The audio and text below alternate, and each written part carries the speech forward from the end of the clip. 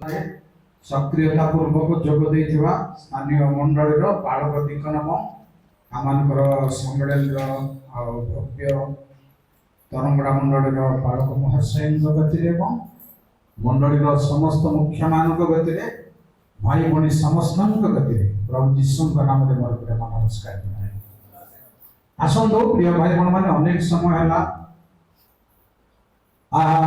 है विषय वस्तु आम नुआ नुहे पुराणा कथा किंतु आम माझीवा हम बारंबार जे परमेश्वर ए धर्म तत्व भितर यह गोटे जीशु कहले यही प्रकार समस्त धर्म कर्म साधन करा जीवार कर्तव्य अछि यही प्रकार अर्थात बाप्तिस्म प्रकार वो बाप्तिस्म को आज कहवा जाऊँगी 7 प्रकार बाप्तिस्मर तात्पर्य भल भाव शुणु यह पुराणा लोकों आउ नुआ प्रिय भाई भण माने पुओ झिया माने आम मंडली आमर मिशनरी माने बाप्टिस्ट मंडली बोले नाम देछथि बाप्टिस्ट अर्थ इंग्राजी बाइबल रे जॉन डुबकन को जब इंग्राजी बाइबल देखिबो जॉन द बाप्टिस्ट बुझले तेणु जणे बाप्तिस्म ग्रहण करिबा व्यक्ति होचंदी बाप्टिस्ट बाप्तिस्म ग्रहण करिबा लोक मानकर समिष्टि एकत्रीकरण बाप्टिस्ट मंडली केवल एतिके एहार ए 7 प्रकार तत्व कहिबा भितर एहा भी आसी जीवो जे बाइबल गुरुत्व विषय सब आधारित होइछि बाप्तिस्म उपरे तेरो तार प्रथम कथा कहिबी म आपनकु जे अनेक लोकंगर धारणा अनेक लोकंगर अनेक मंडलीर नुआ नुआ मंडलीर लीडर मानकर धारणा कोन आम बाप्तिस्म को सेमाने पसंद करंती नाही सुनि तंतु जानि तंतु जे बाइबल तत्व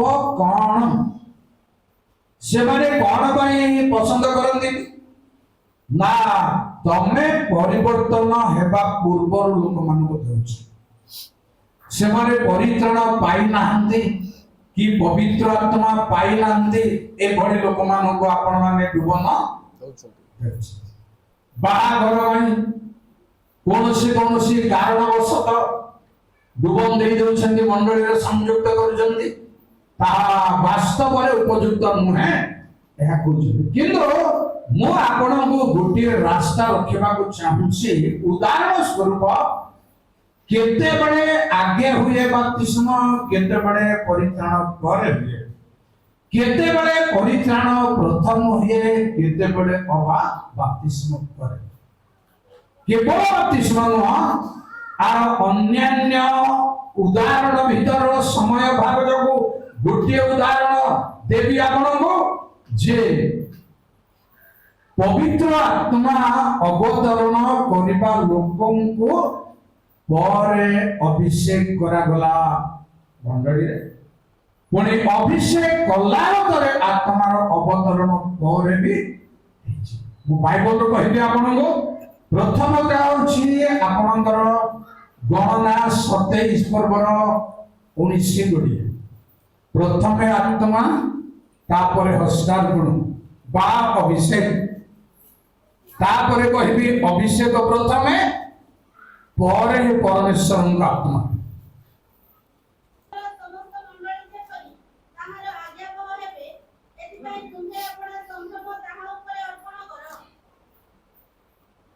तापरे आउ टिके है सुनंतु सॉरी 18 पद 18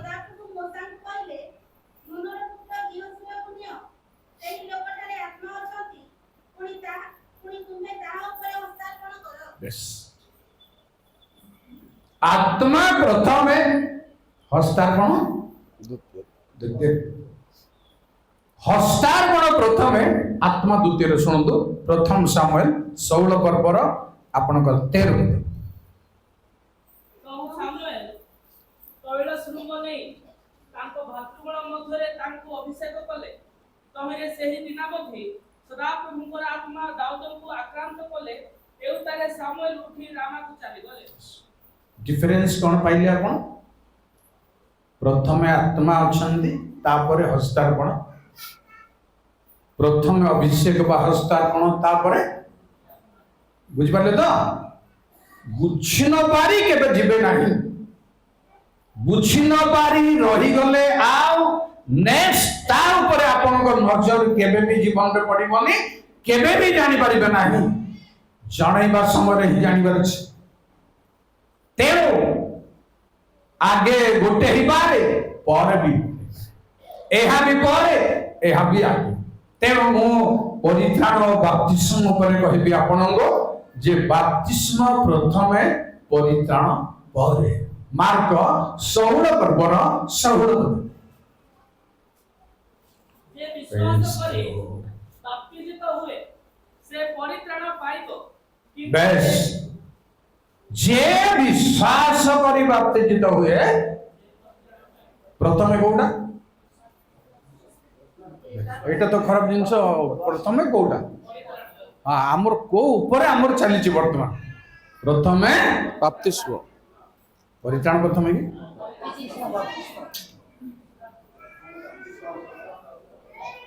प्रथमे कोउटा बाप्तिस्म बस ठीक धरबार छि प्रथमे बाप्तिस्म तापरे एहा पक्का हुंदु प्रिय भाई माने या ऊपर अनेक प्रमाण आमे पाई परिबा बागल कोनसी काल रे कहार भ्रमरे जेपरि न पड़ू कौन भाई कहूँ माने आपण एकला एकला आउट ऑफ स्टेट रे कोनसी गां गो शहर रे अछंती कंपनी रे अछंती किंबा कॉलेज रे अछंती चाकरी रे अछंती ए प्रभाव सब आसी ए प्रभाव आजिकल घरे घरे हॉस्टल रे आउ भड़ा घर रे बुली बुली ए अलग मंडली रो लोक माने कैप्चर करबा को जाउछन तेणु आपनको एहा बाइबल रो अकाट्य प्रमाण एई प्रमाण को बाद देबा भाई मो ओडिशा रो भिन्न भिन्न शहर सभारे बाद देबा पा आसंतु बोली डाकुछि बाद जदि देबा को अछि आकु जदि काटिबा को अछि रेडी हुंतु गोटे मीमांसा को जाओ तेणु प्रिय भाई बहन माने प्रथम बाप्तिस्म रे परित्राण एथर सातटी तत्व कहबी प्रथम गोटे विराट घटना पृथ्वी रे घटला कौन से घटना ना पृथ्वी रो जल प्लावन प्रिय भाई बहन माने जल प्लावन हेला जे कोसी गुटिए प्रकृति नष्ट न हेबा न बुड़ेबा जल प्लावन होना सब ध्वंस करबा जल प्लावन हेला सेही जल प्लावन मध्यरे 8 प्राणी रक्षा पाइले तार अर्थ होची बाप्तिस्म पढंगो प्रथम पितर 3 पर्वर 20 21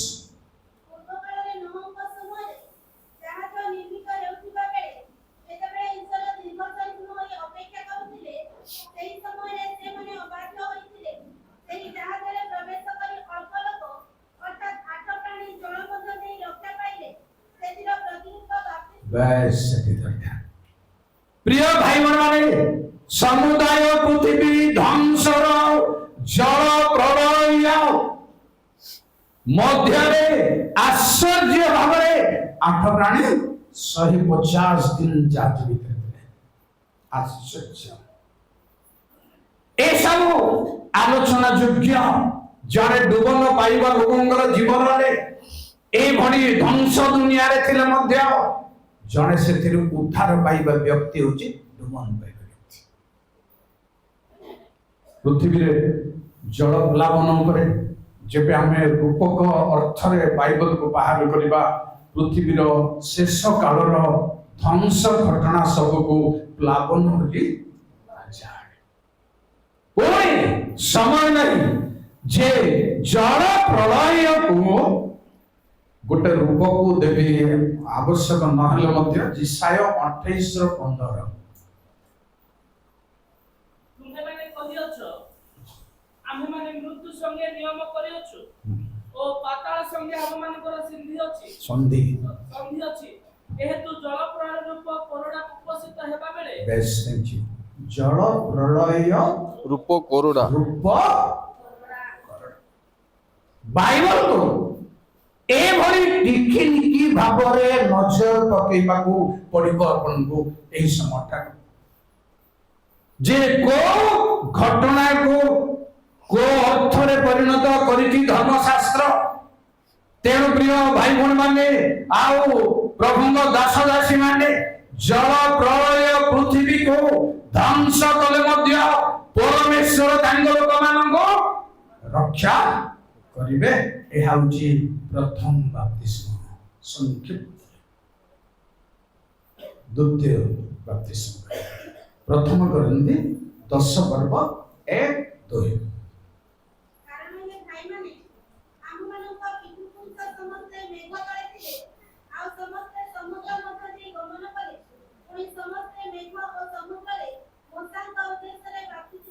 ବେଶ ସମୁଦ୍ରରେ ତାକୁ ମୁଁ କହିବି, ମେଘଟାକୁ ବର୍ତ୍ତମାନ କହିବାକୁ ସମୟ ଅଭାବ ହବ, ଯେ ସମୁଦ୍ରରେ ସୁଫ ସାଗରରେ ପାରି ହେବା ହେଉଛି ବାପ୍ତିସ୍ମର ଦ୍ୱିତୀୟ ଅର୍ଥ, ଦ୍ୱିତୀୟ ତାତ୍ପର୍ଯ୍ୟ।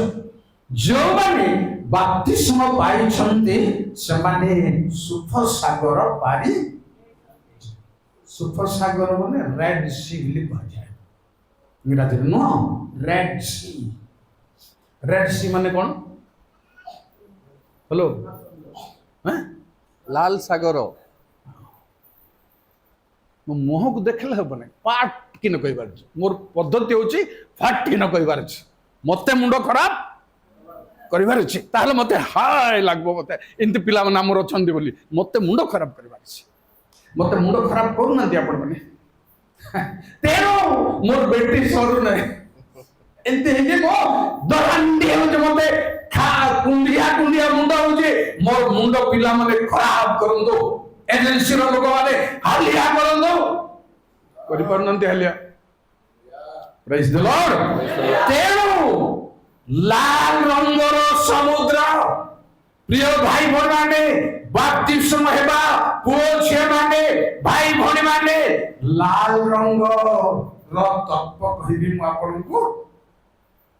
ଯେତେବେଳେ ରଙ୍ଗ ଡାଲି ଦେଖିଦେଲେ ଏସ ମୋର ଜ୍ୟେଷ୍ଠ ଅଧିକାର ଗଲେ ଯାଉଛି ନା ଡାଲି ଦରକାର। ଆଗରୁ କୁମୁଳ ସିଂରେ ଡାଲି ରାନ୍ଧିଲା ବେଳକୁ, ବାରିଆଡେ ରାନ୍ଧିଲା ବେଳକୁ ଦାଣ୍ଡାଡେ ଘମକି ଯିବାର ନା ନାଇଁ। ଏବେ ଝୋର ଝାରା କରି ପଡିଲେ ମଧ୍ୟ ବାସ୍ନା ଆସୁନି। ସେଟାକୁ ଧରି ଜ୍ୟେଷ୍ଠ ଅଧିକାରକୁ ସାମାନ୍ୟ ଜ୍ଞାନ କରିବାର ତାର ନାଁ ହେଲା ରଙ୍ଗା, ରେଡ କୋଟ ଆରମ୍ଭ, ଯେ ତାକୁ କୁହାଯାଏ ଯେ ଅଧର୍ମଚାରୀ ଏସ। ଥରକର ଖାଦ୍ୟ ନିମନ୍ତେ ଜ୍ୟେଷ୍ଠ ଅଧିକାର ବିକ୍ରୟକାରୀ ଏସ। ଏ ହେଉଛି ରେଡ ରହସ୍ୟ। ପ୍ରିୟ ଭାଇ ମାନେ, ରେଡ ରହସ୍ୟକୁ ମୁଁ ଆରମ୍ଭରେ କହିଲି ଆପଣଙ୍କୁ, ବାଇବଲ ଶେଷ ଆଡକୁ ଯାଇପାରିବ ନାହିଁ, ସମୟ ଅଭାବ ଅଛି। କିନ୍ତୁ ଶୁଣ, ପ୍ରକାଶିତ 6:3-8-5 ଟିକେ ଜଲ୍ଦି ଜଲ୍ଦି।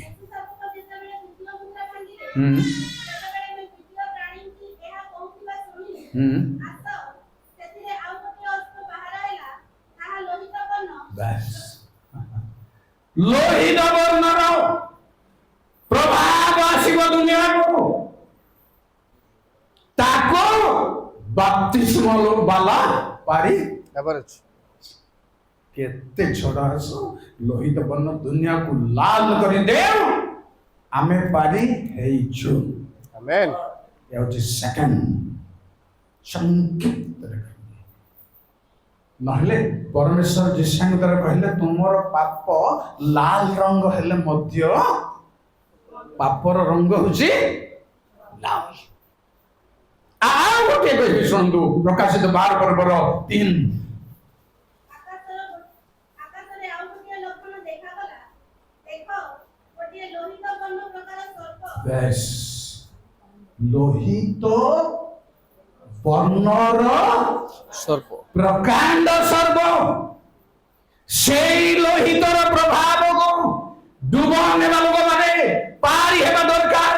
ଲୋହିତ ସାଗର ଯେତେବେଳେ ପାରି ହେଲେ ତାହା ହଉଛି ବାପ୍ତିସ୍ମ ସଙ୍ଗେ ତୁଳନା କରିବେ। ସେକେଣ୍ଡ ମିନିଂ ଭଲରେ ଶୁଣନ୍ତୁ, ଭଲରେ ଦିମାଗ ୱାଶ କରି ଶୁଣନ୍ତୁ। ତୃତୀୟ ନମ୍ବର ମିଷ୍ଟିକାଲ ତୁଳନାଟାକୁ ମୁଁ 3 ପର୍ଯ୍ୟନ୍ତ ନେଉଛି, ତାପରେ ଆଉ ବାକି 4 ଅଲଗା ପ୍ରକାର କଥା ମୁଁ କହିବି ଆପଣଙ୍କୁ। ତାହା ହେଉଛି ଯୀଶୁ ଖ୍ରୀଷ୍ଟଙ୍କର ମୃତ୍ୟୁ ଓ କୋଉଟା ବାପ୍ତିସ୍ମ। କେମିତି ବନି ପଢନ୍ତୁ ନାହିଁ ହେଲା, ଆଉ ଆପଣ କ୍ୟାଚ୍ କରିପାରିବେନି ବୋଲି ମୁଁ ପଢନ୍ତୁ ବୋଲି କହୁଛି। ମାର୍କ 10 ପର୍ବର 38-39ରେ ଯୋଉ ସ୍ତ୍ରୀ ତାଙ୍କ ପୁଅ ମାନଙ୍କୁ ଯୀଶୁଙ୍କ ଡାହାରେ ଜଣକୁ ବାହାରେ ଜଣକୁ ରଖିବାକୁ ଆସିଥିଲା, ଯୀଶୁ ସେମାନଙ୍କୁ ଉତ୍ତର ଦେଲେ କଣ? ମୁଁ ଯେଉଁ ବାପ୍ତିସ୍ମରେ ବାପ୍ତିଜିତ ହେବାକୁ ଯାଉଅଛି, ଥରେ ତା ପୂର୍ବରୁ ହେଇ ସାରିଛନ୍ତି। ସେକେଣ୍ଡ ଟାଇମ କଥା ଏଇଟା। ଅର୍ଥାତ ରୋମୀ 6 ପର୍ବ 3-6ରେ ଯୀଶୁ ଖ୍ରୀଷ୍ଟଙ୍କ ମୃତ୍ୟୁ ଓ ପୁନରୁତ୍ଥାନ ହଉଛି ବାପ୍ତିସ୍ମ। ପ୍ରିୟ ପୁଅ ଝିଅମାନେ, ତୃତୀୟ ରୂପକ ଅର୍ଥ ଯେଉଁମାନେ ବାପ୍ତିସ୍ମ ନେଇଛନ୍ତି, କଲୋସୀ 2 ପର୍ବର 11-12 ଟିକେ ଜଲ୍ଦି।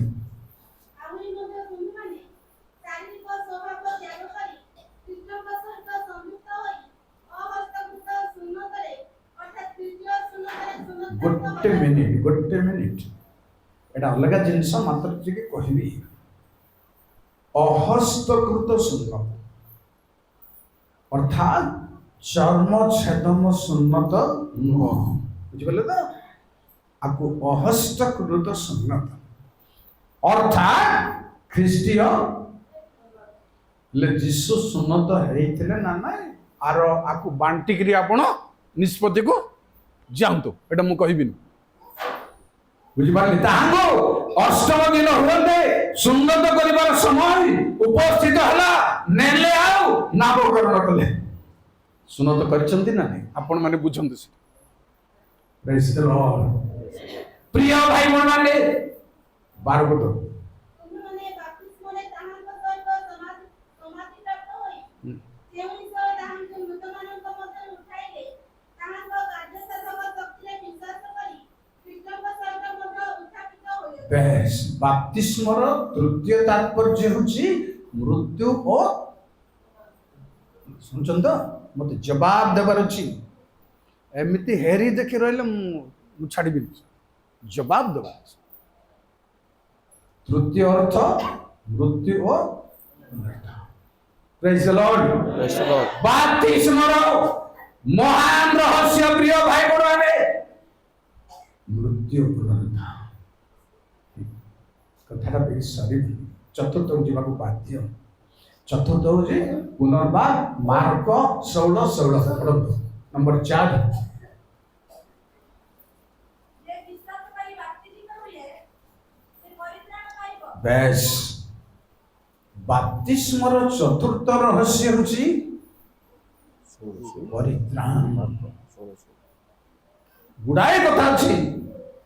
ଯିଏ ଅନ୍ତରରେ ବିଶ୍ୱାସ କରେ ସେ ପରିତ୍ରାଣ ପ୍ରାପ୍ତ ହୁଏ, କିନ୍ତୁ ଏଠି ଲେଖା ହେଇଛି ବାପ୍ତିଜିତ ଯେ ହୁଏ ବିଶ୍ୱାସର ସହିତ ସେ ପରିତ୍ରାଣ ପ୍ରାପ୍ତ। କିନ୍ତୁ ନପୁଂସକ କଥା ଆପଣ ମାନେ ପଢିଲା ବେଳକୁ ଶୁଣିଥିବେ ଯେ ସେ ପ୍ରଥମେ ରେଡି ପଡ଼ିଗଲେ, ଗ୍ରହଣ କଲେ ପ୍ରଭୁଙ୍କୁ, ତାପରେ ବାପ୍ତିସ୍ମ। ଏମିତି ହେଇପାରେ, ସେମିତି ହେଇପାରେ। ତେଣୁ ପରିତ୍ରାଣ, ପ୍ରିୟ ଭାଇ ଭଉଣୀମାନେ, ନିର୍ଦ୍ଦିଷ୍ଟ ଭାବରେ ପରିତ୍ରାଣ ପାଇବାକୁ ହେବ ହିଁ। କିନ୍ତୁ ମୁଁ କାହିଁକି ଡିପ୍ କରିବାକୁ ଯାଉଛି ମାନେ ବାହାରେ ରହୁଛନ୍ତି ଆଜିକାଲି ପିଲାମାନେ, ବାହାରେ ବହୁତ ମାଣ୍ଡଳିକ ଝଡ଼ ଅଛି। ସେରଙ୍ଗ ପିଲା ଗୋଟେ ବାହାରେ ଥିଲେ କମ୍ପାନୀରେ, ତାକୁ ଡୁବନର ପ୍ରଭାବ ଆସିଲା। ସେ ପଚାରିଲା ବାଳକଙ୍କୁ ଫୋନ କଲା, ମୁଁ ଡୁବନ ହେବି କି? ଏକଦମ ରାଇଟ୍ କଥା କରିଛି ସେ ପୁଅ ବୋଲି କହିଲି ଏକଦମ ରାଇଟ୍ କରିଛି। ନ ପଚାରୁଣୁ ଡୁବନ ହୋଇ ନାହିଁ। ପଚାରିବାର ଅଛି, ମଣ୍ଡଳୀ ସହିତ ଯୋଗାଯୋଗ କରିବାର ଅଛି। ନହେଲେ ଯୋଉଠି ପାରିଲେ ସେଇଠି ଡୁବନ ହେଇପାରିବେ ନାହିଁ। ତେଣୁ ମୁଁ ଆପଣଙ୍କୁ ପଞ୍ଚମ କଥା କହୁଛି। ପଞ୍ଚମ କଥା ହଉଛି ପ୍ରେରିତ 2 ପର୍ବର 37-38। ଜୟ ସର୍ବଶକ୍ତିମା। ପୁଣି ସେମାନେ ପିତର ଓ ଅପସ୍ଥିତ ପ୍ରେରିତମାନଙ୍କୁ କହିଲେ, ଭାଇମାନେ ଆମ୍ଭେମାନେ କଣ କରିବା? ତେଣୁ ପିତର ସେମାନଙ୍କୁ କହିଲେ, ଆପଣମାନେ ମନ ପରିବର୍ତ୍ତନ କରନ୍ତୁ ଆଉ ନିଜ ନିଜ ପାପ କ୍ଷମା ନିମନ୍ତେ ପ୍ରତ୍ୟେକ ଜଣ ଯୀଶୁଖ୍ରୀଷ୍ଟଙ୍କ ନାମରେ ବାପ୍ତିସ୍ମ ହେଉନ୍ତୁ। ତାହେଲେ ଆପଣମାନେ ପବିତ୍ର ଆତ୍ମାଙ୍କର ଦାନ ପ୍ରାପ୍ତ ହେବେ। ବେଶ ଦୁଇଟା କଥା ଏଇଠି ଅଛି। ପାପ କ୍ଷମା ପାଇଁ ବାପ୍ତିସ୍ମ ଦରକାର। ଭାବୁଛନ୍ତି ଲୋକମାନେ ବହୁତ କଥା ବାଇବଲରେ ବଣା ତୁଣା କରିଦେବା ଭଳିଆ ସମସ୍ୟା ଅଛି ବାଇବଲ। କଣ ନା, ଚୋର ଦକ୍ଷିଣ ପାର୍ଶ୍ୱର ଚୋର ସାଙ୍ଗେ ସାଙ୍ଗେ ପ୍ରଭୁ କହିଲେ ଆଜି ଦେଖା ହବ ପାରଦୀସରେ। ସେ ତ ଡୁବନ ହେଇନଥିଲେ ବୋଲୁଛନ୍ତି, କିନ୍ତୁ ସେଟା ମୁଁ ଧାରଣା ଦେବି, ଶୁଣନ୍ତୁ। ସେ ଡୁବନକୁ ଏଭଏଡ କରି ନଥିଲେ। ଡୁବନ ନହେଲେ କଣ ହେଇଯିବ ବୋଲି ହେଇନଥିଲେ, କିନ୍ତୁ ଚାନ୍ସ ନଥିଲା କୃଷ ଉପରୁ। କାରଣ ତା ପୂର୍ବରୁ ସେ ପ୍ରଭୁ ଯୀଶୁ ଖ୍ରୀଷ୍ଟଙ୍କୁ ଭଲ ଭାବରେ ଜାଣିଛି, ଅନୁସନ୍ଧାନ କରିଛି। ଆର ଚୋରକୁ କହିଲେ ଆମେ ସିନା ଦୋଷରେ ଦଣ୍ଡ ପାଉଛୁ, ଏ ବ୍ୟକ୍ତି ନିର୍ଦୋଷରେ ଦଣ୍ଡ ପାଉଛି। ସେ ବ୍ୟକ୍ତିକୁ ନିର୍ଦୋଷ ବୋଲି କେବେ ଜାଣିଲ? ସାଙ୍ଗେ ସାଙ୍ଗେ କୃଷରେ ଜାଣି ହେବ କି ନିର୍ଦ୍ଦୋଷ ବୋଲି? ନା, ଆଗରୁ ଯୀଶୁଙ୍କର ଚାଲିଚଳନ, କଥାବାର୍ତ୍ତା, ବ୍ୟବହାରରେ ସେ ଜାଣିଛି ଯେ ଏ ଜଣେ ସଚଳ ଲୋକ, ଏ ଜଣେ ପ୍ରକୃତ ଲୋକ, ହଠାତ୍ ନୁହଁ। ତାପରେ କହିଲେ ପ୍ରଭୁ ଆପଣ ନିଜ ରାଜ୍ୟରେ ପ୍ରବେଶ କଲେ ମତେ। ଚୋର ଜାଣିଛି ଯେ ଏ ସ୍ୱର୍ଗରୁ ଆସିଥିବା ଲୋକ, ଆଉ ଥରେ ଆକୁ ମାରିଲେ ମଧ୍ୟ ଏ ସ୍ୱର୍ଗକୁ କିଏ ଆଜ୍ଞା? ଏତେ ସାକ୍ଷ୍ୟ କାହାର ଅଛି? ଦମ୍ ବାଇବଲରେ କେହି କହିନାହାନ୍ତି। ସେଥିପାଇଁ ପ୍ରଭୁ କହିଲେ ଆଜି ଡୁବନର ପ୍ରୟୋଜନ ସମୟ ନାହିଁ। ଏ ଉପରେ ବି ପ୍ରମାଣ ଅଛି, ବୁଝିଲେ? ପ୍ରମାଣ ଅଛି। ଚାନ୍ସ ନଥିଲେ ମେକଅପ୍ ହୁଏ, ପ୍ରମାଣ ଅଛି। ମୁଁ ଆପଣଙ୍କୁ ଶାସ୍ତ୍ରରୁ କହିବି। ତେଣୁ ଯାଜକ ମାନେ ଅଳ୍ପ ଥିବାରୁ, ଗୋଟେ ବଡ଼ ବଳିଦାନରେ ଯାଜକ ମାନେ ଅଳ୍ପ ଥିବାରୁ ମେଷର ଚମଡ଼ା କାଢି ପାରିଲେ ନାହିଁ। ତେଣୁ ଅନ୍ୟାନ୍ୟ ଭାଇମାନେ ସାହାଯ୍ୟ, ଲେବୀୟ ମାନେ ସାହାଯ୍ୟ କଲେ, ଯେଣୁ ସେମାନେ ସିଦ୍ଧ ମନା। ଯାଜନ କର୍ମରେ ଅଭିଷେକ ନହେଲେ ମଧ୍ୟ ସିଦ୍ଧ ମନାର ଅବକାଶରେ ଏ ଚାନ୍ସ ମିଳିବାର ସେଇଠି ସମ୍ଭାବନା ଅଛି। ଏମିତି ଅନେକ ଜିନିଷ ମୁଁ କହିଦେଇ ପାରିବି ଆପଣଙ୍କୁ। ଏଟା ହଉଛି ପଞ୍ଚମ। ତାପରେ ଦେଖନ୍ତୁ, ମୁଁ ଛାଡ଼ି ଦେଉଛି। ପବିତ୍ର ଆତ୍ମା ପାଇବା, ପରିତ୍ରାଣ ପାଇବା ଉପରେ ମଣ୍ଡଳୀ ଜାଣିବାକୁ ହବ ଯେ ପରିତ୍ରାଣର ରହସ୍ୟ କଣ। ଟିକେ ଟିକେ ଗୋଟେ ମିନିଟ୍ ଶୁଣନ୍ତୁ। ପରିତ୍ରାଣ ପାଇଛୁ, ପାଇବା এটা জানিবার ଅଛି, ଏ ରାସ୍ତାକୁ ଜାଣିବାର ଅଛି। ଜଲ୍ଦି ମତେ ଟିକେ ସାହାଯ୍ୟ କରିବେ ଯେ ଏଫିସି 2:8-9। କାରଣ ଅନୁଗ୍ରହରେ ବିଶ୍ୱାସ ଦ୍ୱାରା ତୁମେମାନେ ପରିତ୍ରାଣ ପାଇଅଛ। থ্যাংক ইউ, যথেষ্ট পাইগুলো পাই। আচ্ছা, প্রথম পিতর 1:5।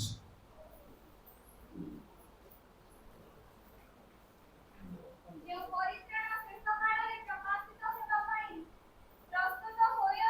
ସେଥିନିମନ୍ତେ ତୁମ୍ଭେମାନେ ଈଶ୍ୱରଙ୍କ ଶକ୍ତିରେ ବିଶ୍ୱାସ ଦ୍ୱାରା ସୁରକ୍ଷିତ ହେଉଅଛ। ଆଚ୍ଛା, ପରିତ୍ରାଣ ପାଇଛ ବୋଲି ଲେଖା ହେଇଛି, ତାପରେ ଶେଷ କାଳରେ ପ୍ରକାଶିତ ଆହୁରି ଲେଖା ଅଛି ଯେ ଶେଷ ପର୍ଯ୍ୟନ୍ତ ଧୈର୍ଯ୍ୟ ଧରିବ।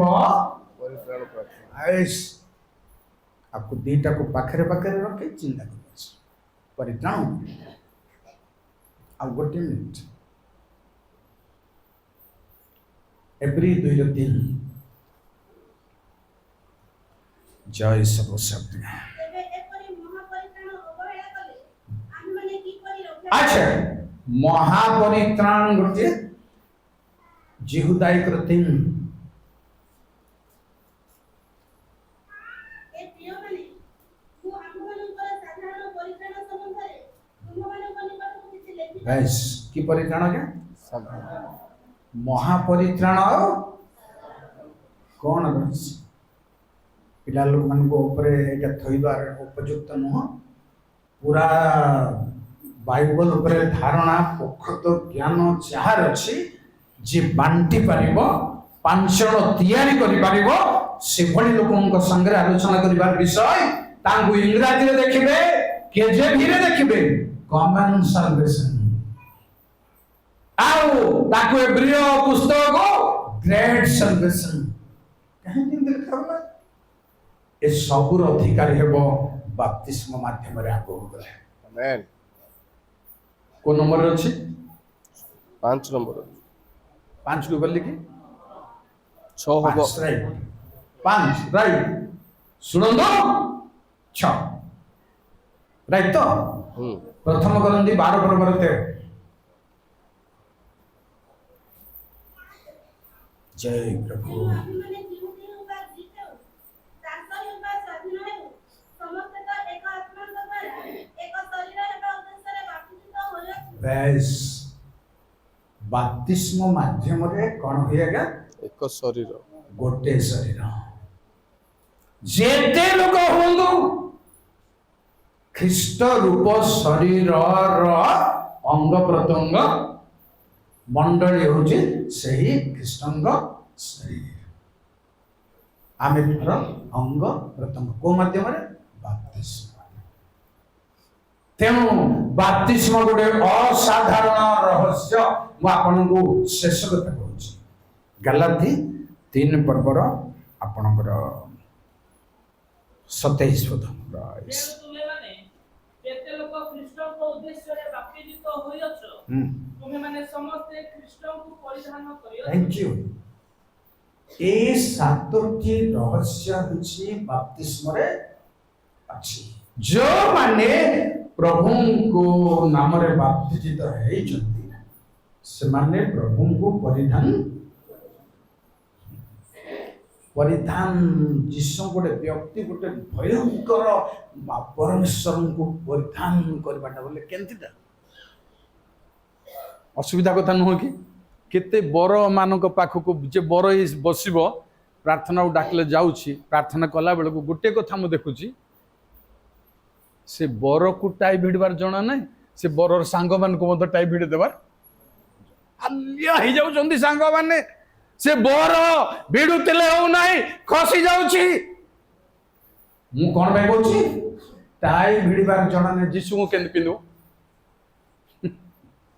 बुझला गया जिसु को केन पिनु से गोटे भयंकर भयंकर लोक पृथ्वी आच्छादन हेबो ताको केन पिनु प्रेज द लॉर्ड।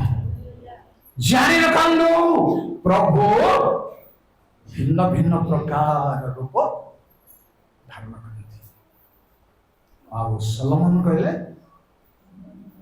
पृथ्वी रे ताकू जागा हबनी मो निर्मित गृह कोन जागा हेबो मात्र अब्राहम ताकू घर को नहीं बसई कि खाइबा को एमती हे पारिबे संदि जे परिधान कहले कौन बुझाए मो देहरे फिजिकली ऑपरेशन अछि दाग अछि किंतु पिंधी देले दाग देखा जीवो जिसु को जे पिंधिबे କୌଣସି ପାପର ଦାଗ, କୌଣସି ଅଜ୍ଞାନତା, କୌଣସି ବିଷୟ ଢାଙ୍କି ଦେବେ, ସେ ନିଜେ ପ୍ରକାଶ ପାଇବେ ଆପଣଙ୍କ ଜୀବନରେ। ଏ ପ୍ରକାଶ କରୁଛି ଏମିତି ଲୁଗା, ସେମିତି ଲୁଗା, ସେମିତି ଶାଢ଼ୀ, ଏମିତି ଶାଢ଼ୀ ପ୍ରଭୁଙ୍କୁ ଯେଉଁମାନେ ପରିଧାନ କରିଛନ୍ତି, ପ୍ରଭୁ ସେମାନଙ୍କ ଜୀବନରେ ପ୍ରକାଶିତ ହୁଏ। ସାଧୁ ସୁନ୍ଦର ସିଂ ସଙ୍ଗେ ଗୋଟେ ଗୁଣୀ ଯୁକ୍ତି ତର୍କ ହେଲେ, ଗୁଣୀରେ ସୁନ୍ଦର ସିଂଙ୍କୁ ହଟେଇବାକୁ ଚେଷ୍ଟା କଲେ, କିନ୍ତୁ ସୁନ୍ଦର ସିଂ ଚୁପଚାପ ତଳକୁ ନେଇକି ବସିଛନ୍ତି। କେମିତି ଘଟଣା ମାନେ, ସେ ଗୁଣିଆ ବହୁତ ଲୋକଙ୍କୁ ଅନ୍ତସନ୍ତ କରୁଥିଲା, ଆଉ ତାର ସିଟ୍ରେ କିଏ ବସିବାକୁ ଦଉନଥିଲା। ଦିନ ଗୋଟେ ନିରୀହ ଲୋକ ଆସିବାରୁ ସୁନ୍ଦର ସିଂ ଗୁଣିର ସିଟ୍ରେ ବସିଲେ, ସୁନ୍ଦର ସିଂ ସିଟ୍ରେ ନିରୀହ ଲୋକଙ୍କୁ। ବଗିର ଲୋକମାନେ ଗୋଟେ ନୂଆ ଦୃଶ୍ୟ ଆଜି ଦେଖିବା କଣ ହେବ ଘଟଣା ବୋଲି ଭାବୁଥିଲେ, ଆଉ ଗୁଣିଆ ଯେତେବେଳେ ଆସିଲେ ସୁନ୍ଦର ସିଂ ଦେଖିଲେ ତାର ସିଟ୍ରେ ବସିଛନ୍ତି। ଦେଖିନୁ, ଜାଣିନୁ, ଚୁପ୍। ସୁନ୍ଦର ସିଂ କାହିଁକି ପର୍ବତ ପରି ସୁନ୍ଦର ସିଂ ହଲୁ ନାହାନ୍ତି, ଅଛନ୍ତି। ଭାବିଲା ଗୋଟେ ନୂତନ ନିୟମ ଧରିଛନ୍ତି, ଆର କି ବହି ହେଇଥିବ ବୋଲି ବାହାର କରି ଫିଙ୍ଗିଦେଲେ। ଚୁପଚାପ ସୁନ୍ଦର ସିଂ। ସବୁ ମନ୍ତ୍ର ଗୁଣିଆର ସରି ଗଲା, ସୁନ୍ଦର ସିଂ ହଲୁ ନାହାନ୍ତି। ପ୍ରେଜ ଦ ଲର୍ଡ। ପ୍ରିୟ ଭାଇ ଭଉଣୀ ମାନେ, ଚିତ୍କାର ପୂର୍ବକ କହିଲେ, ଗୁଣିଆ ଧନ୍ୟ ତୋର ପ୍ରଭୁ, ତୋ ଶରୀରରେ ମୁଁ ପ୍ରଭୁଙ୍କୁ ଦେଖୁଛି। ହାଲେଲୁୟା। এইটা উনি করবেন ଆମର କଥାବାର୍ତ୍ତାରେ, ଆମର ବ୍ୟବହାରରେ ଲୋକ ଶିଶୁଙ୍କ ପରିଚୟ ପାଇବାଟା ଉଚିତ। ଜୀବନ ମାଧ୍ୟମରେ ଏଇ ଅବକାଶଟି ଅଛି। ପୁଅମାନେ, ଝିଅମାନେ, ଭାଇ ଭଉଣୀମାନେ, ମୁଁ ଆପଣମାନେ, ଆମେ ସମସ୍ତେ ଏ 7 ପ୍ରକାର ରହସ୍ୟ ନିଜ ଜୀବନରେ ଅନୁଭବ କରି ଆଗକୁ ଯିବାର ଅଧିକାର ଅଛି ଓ ଆଶୀର୍ବାଦ ଅଛି। କିନ୍ତୁ ମନେ ରଖିଥାନ୍ତୁ, କାଳେ ସମସ୍ୟା ଆସିପାରେ, ମନେ ରଖିଥାନ୍ତୁ, ପଢନ୍ତୁ ନାହିଁ କି ଖୋଲନ୍ତୁ ନାହିଁ, କେବଳ ଶୁଣନ୍ତୁ। ଆଉ ପ୍ରେରିତ 19 ପର୍ବରେ 1:4ରେ ଗୋଟେ ଡୁବନ ହେଇଥିଲା। ଡୁବନ ହେଇଥିଲା କଣ? ମନ ପରିବର୍ତ୍ତନର ଡୁବନ ହେଇଥିବାରୁ ଡୁବକ ଯୋହନଙ୍କ ଦ୍ୱାରା ପ୍ରଭୁଙ୍କ ନାମରେ ଡୁବନ ହେବାକୁ ବାଧ୍ୟ ହେଲେ। ଆପଣ ସେକେଣ୍ଡ ଟାଇମ୍ ତ ଡୁବନ ହେବା ପାଇଁ ମନ ପରିବର୍ତ୍ତନର ବାପ୍ତିସ୍ମ ଡୁବକ ଯୋହନଙ୍କ ଦ୍ୱାରା ନେଇ ନାହାନ୍ତି। ଆପଣଙ୍କୁ ଆମକୁ ଦରକାର କଣ? କାରଣ ଡୁବନ ଆହୁରି ଦେଖିବାକୁ ଗଲେ ଆହୁରି 7 ପ୍ରକାର ଅଛି। ତାରି ଭିତରେ ଡୁବକ ଯୋହନଙ୍କର ଡୁବନକୁ ପ୍ରେରିତ 13:24ରେ ମନ ପରିବର୍ତ୍ତନର ଡୁବନ। ଆଉ କାହାର ଡୁବନକୁ କଣ? ତେଣୁ ବାଇବଲ ଲେଖାଯାଏ, ଏକ ବିଶ୍ୱାସ, ଏକ ପରମେଶ୍ୱର, ଏକ ଏକ ବାପ୍ତିସ୍ମ। ବାପ୍ତିସ୍ମ। କାହିଁକି ବାପ୍ତିସ୍ମ ଏକ ହବ? ନହଙ୍କ ଜଳ ପ୍ଲାବନ ଗୋଟେ କଣ ବୋଲି ଆମେ ପ୍ରଥମେ ଦେଖିଲୁ? ବାପ୍ତିସ୍ମ। ବାପ୍ତିସ୍ମ। ନହଙ୍କ ଜଳ ପ୍ଲାବନ ପୁନର୍ବାର ହେବ, ବାପ୍ତିସ୍ମ ବି ପୁନର୍ବାର। ପୁଣି ରେଡ୍ ସି ପାରି ହେଲେ ଆଉ ଇସ୍ରାଏଲ ସନ୍ତାନ ପୁନର୍ବାର ଫେରି ରେଡ୍ ସି ପାରି ହୋଇ ମିଶରକୁ ଯାଇ ନାହାନ୍ତି। ଥରେ ମାତ୍ର ପ୍ରମାଣ ଅଛି, ସେଇଭଳି ଥରେ ମାତ୍ର। ଆଉ ତୃତୀୟ କଥା କଣ? ଯୀଶୁ ମଲେ ଉଠିଲେ, ଯୀଶୁ ଆଉ ଥରେ ମରିବେ ନାହିଁ, ଆଉ ଥରେ ଡୁବନ ହେବ ନାହିଁ। ଏପରି ଭାବରେ ଆମେ ଧର୍ମ ତତ୍ତ୍ୱକୁ ଜାଣି ଅବଲମ୍ବନ କରି ମାଣ୍ଡଳିକ ଶୃଙ୍ଖଳା ଐକ୍ୟତାର ସହିତ ପ୍ରଭୁ ଯୀଶୁ ଖ୍ରୀଷ୍ଟଙ୍କ ଠାରେ ନିଜକୁ ସମର୍ପଣ କରି ପ୍ରଭୁ ଆଶୀର୍ବାଦ କରନ୍ତୁ। ପ୍ରାର୍ଥନା କରିବେ। ଅତ୍ୟନ୍ତ ଦୟାମୟ କରୁଣାମୟ ପ୍ରଭୁ, ମୋ ନାମ ଧନ୍ୟ ହଉ। ତୁମେ ଆଶ୍ଚର୍ଯ୍ୟ କର୍ମ କରିବା ପରମେଶ୍ୱର। ଅନେକ ପୁଅ ଝିଅମାନଙ୍କୁ ଆଜି ବାପ୍ତିସ୍ମ ଗ୍ରହଣ କରିବା ପାଇଁ ଅବକାଶ ଦେଇଛ। ସେମାନଙ୍କ ମଧ୍ୟରୁ ଯେଉଁମାନେ ବାପ୍ତିସ୍ମର ରହସ୍ୟକୁ ଜାଣିଛନ୍ତି କିମ୍ବା ଆଉ ଜାଣିନାହାନ୍ତି, ସେମାନେ ଜୀବନରେ ଯେପରି ଜାଣିବା ଅବକାଶ ପ୍ରାପ୍ତ ହୁଅନ୍ତି, ପରିତ୍ରାଣ ପାଇବା ଅବକାଶ ଯେପରି ପ୍ରାପ୍ତ ହୁଅନ୍ତି, ମୋହ ମାୟା ସଂସାରର ପରୀକ୍ଷା ପ୍ରଲୋଭନ ସବୁରୁ ପିଲାମାନଙ୍କୁ, ଭାଇ ଭଉଣୀମାନଙ୍କୁ, ପୁଅ ଝିଅମାନଙ୍କୁ ରକ୍ଷା କରି ଆଶୀର୍ବାଦ କର। ମଣ୍ଡଳୀ ସୁରକ୍ଷିତ ହେଉ, ଗୌରବ ମହିମା ତୁମରି ହଉ। ମଙ୍ଗଳମୟ ସତ୍ୟ ପିତା ପ୍ରଭୁ ଯୀଶୁଙ୍କ ନାମରେ ପ୍ରାର୍ଥନା କରେ। ଆମେନ୍। ଧନ୍ୟବାଦ।